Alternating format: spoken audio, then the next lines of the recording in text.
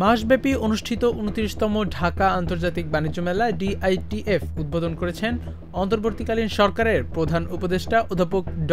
মোহাম্মদ ইউনূস। নববর্ষের প্রথম দিন বুধবার ১ জানুয়ারি রাজধানীর পূর্বাঞ্চলে বাংলাদেশ চায়না ফ্রেন্ডশিপ এক্সিবিশন সেন্টারে এ মেলার উদ্বোধন করা হয়। উদ্বোধন অনুষ্ঠানে প্রধান উপদেষ্টা বলেন, ভবিষ্যতে আন্তর্জাতিক বাণিজ্য মেলার প্রস্তুতি সারা বছর ধরে চলবে। প্রধান উপদেষ্টা বলেন, মানুষ মাত্রই উদ্যোক্তা, মানুষের কাজই হলো নিজের মন মতো কাজ করা। বাণিজ্য মেলা মানুষকে নিজের উদ্যোগকে ও সৃজনশীলতাকে তুলে ধরার সুযোগ দেয়। এই সুযোগ কাজে লাগাতে হবে।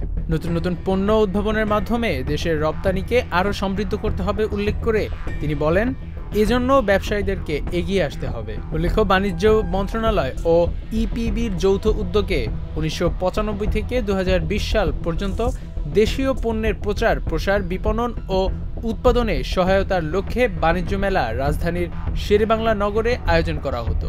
করোনা মহামারীর কারণে ২০২১ সালে মেলা আয়োজন করা হয়নি।